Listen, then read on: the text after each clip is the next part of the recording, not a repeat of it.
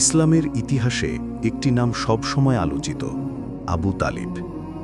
রাসূলুল্লাহ সাল্লাল্লাহু আলাইহি ওয়াসাল্লামের চাচা, যিনি শৈশব থেকে মৃত্যুর আগ পর্যন্ত তাকে আগলে রেখেছিলেন। কিন্তু রহস্য হল, কেন তিনি জীবনের শেষ পর্যন্ত ইসলাম গ্রহণ করলেন না? চলুন জেনে নিই এই রহস্যময় কাহিনী। রাসূলুল্লাহ যখন শিশু অবস্থায় ইয়াতীম হয়ে গেলেন, তখন আবু তালিব তাকে নিজের সন্তানের মতো লালন পালন করলেন। মক্কার মরুভূমিতে ক্ষুধা দারিদ্র্য থাকলেও আবু তালিব ভাতিজাকে কখনো একা হতে দেননি। তিনি ছিলেন নবী করিম সাল্লাল্লাহু আলাইহি ওয়াসাল্লামের জীবনের প্রথম বড় অভিভাবক। যখন নবী করিম সাল্লাল্লাহু আলাইহি ওয়াসাল্লাম আল্লাহর পক্ষ থেকে নবুয়তের দায়িত্ব পেলেন এবং তাওহীদের দাওয়াত শুরু করলেন, তখন মক্কার কুরাইশরা তীব্র বিরোধিতা শুরু করল। তারা একের পর এক আবু তালিবের কাছে এসে বলল, তুমি ভাতিজাকে থামাও, না হলে আমরা তোমার বিরুদ্ধেও অবস্থান নেব। কিন্তু আবু তালিবের জবাব ছিল দৃঢ়, আমি আমার ভাতিজাকে কখনো একা ছেড়ে দেব না। তিনি ইসলাম গ্রহণ না করলেও জীবনের প্রতিটি মুহূর্তে নবীকে রক্ষা করেছেন, তার প্রতি আঘাত আসতে দেননি।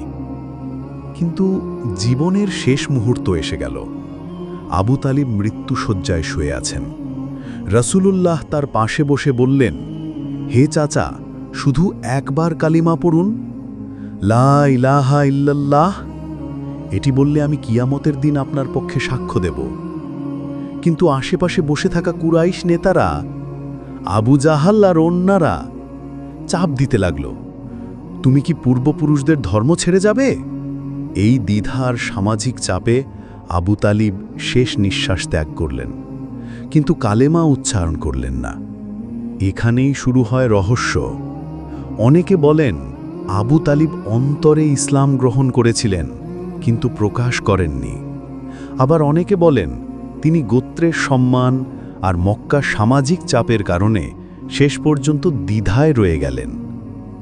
ইসলামের দৃষ্টিকোণ থেকে আল্লাহ যা স্পষ্ট করেছেন তাই হল, তিনি ইসলাম ছাড়া মৃত্যুবরণ করেন। এবং এটিই আমাদের জন্য একটি বড় শিক্ষা। আবু তালিব ছিলেন নবীর সবচেয়ে বড় সহায়ক, তবু ইসলাম গ্রহণ না করায় তাকে বাঁচানো সম্ভব হল না। আমাদের জন্য শিক্ষা হল, দুনিয়ার কোনো সম্পর্ক, কোনো সম্মান, কোনো চাপ আল্লাহর আদেশের উপরে নয়। সত্য গ্রহণ করতে হলে দেরি করা উচিত নয়। আবু তালিবের কাহিনী আমাদের মনে করিয়ে দেয়, ঈমানই একমাত্র আসল সম্বল।